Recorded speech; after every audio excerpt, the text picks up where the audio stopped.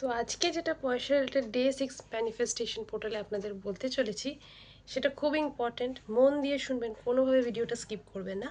তো ফার্স্ট যেটা আমি বলতে চলেছি সেটা হচ্ছে পয়সা রিলেটেড কমপ্লেন আপনাদের কমাতে হবে। মানে পয়সা আমার কাছে ইজিলি আসে না, পয়সা আমার কাছ থেকে সরে চলে যায়, বা এই আমার টাকা নিয়ে নেয়, আমার জীবনে লোন প্রত্যেক দিন বাড়ছে, এই ধরনের যদি আপনার কোনো মানে কমপ্লেন্স থাকে পয়সা রিলেটেড, সেগুলো ধীরে ধীরে আপনার জীবন থেকে সরিয়ে ফেলুন।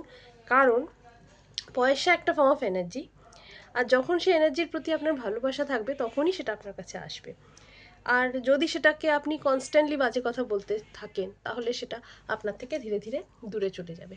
কারণ যদি আপনি আপনার লাইফ পার্টনারের কথাই ভাবেন, আপনি যদি আপনার লাইফ পার্টনারের কোনো ভালো কিছু দেখতেই পান না, শুধু খারাপ তার যেসব গুণ আছে সেগুলো নিয়েই কথা বলেন, তো আপনার মনে হয় সে প্রত্যেক দিন আপনার কাছে থাকবে বা আপনার কাছে সে থাকতে পছন্দ করবে? এরকম কোনো দিনই কিছু হবে না। তো পয়সাও সেরকম। তো এবার দ্বিতীয় কথা হচ্ছে, আমি সব কিছু জানি, আমি সঠিক, এইটা নিজেকে প্রুফ করার কোনো প্রয়োজন নেই।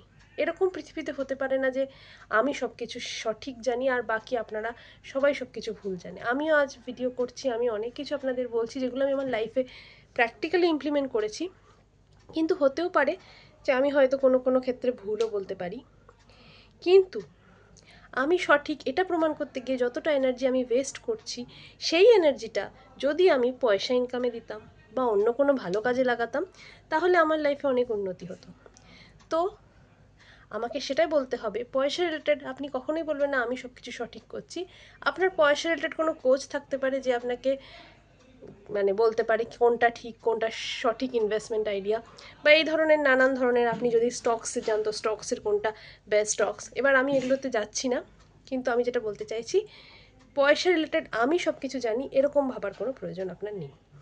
এবার তৃতীয় হচ্ছে পয়সা রিলেটেড আমি যেটা আপনাদের তৃতীয়বার বলতে চলেছি সেটা হচ্ছে পয়সা রিলেটেড আরও একটা প্রবলেম আমরা মেনলি ফেস করি, সেইটা হচ্ছে যে পয়সা আমাদের কাছে আসে আবার পয়সা কখনো আমাদের কাছে আসে না। আরেকটা হচ্ছে যে পয়সাকে দোষ দেওয়া।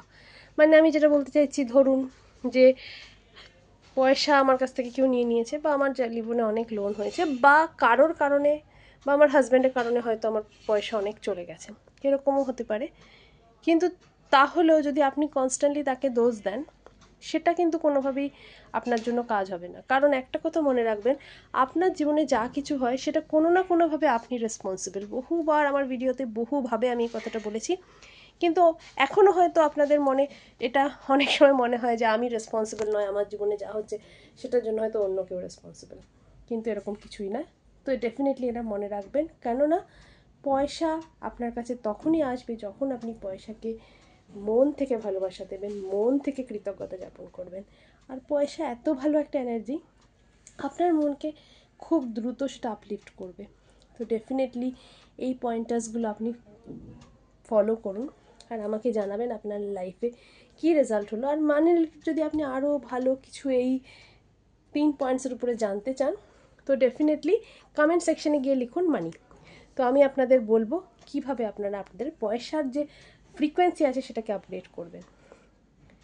তো ডেফিনেটলি লাইক আর সাবস্ক্রাইব না করে যাবেন না। আর আরও ভিডিও আপনাদের কাছে আসতে চলেছে। 17টা মানি ফাইলের মধ্যে আরও মানি ফাইলস আমাদের অনেক বাকি আছে। তো ডেফিনেটলি ফলো করুন আর প্রত্যেকটা মন দিয়ে ইমপ্লিমেন্ট করুন। ধন্যবাদ, ধন্যবাদ, ধন্যবাদ।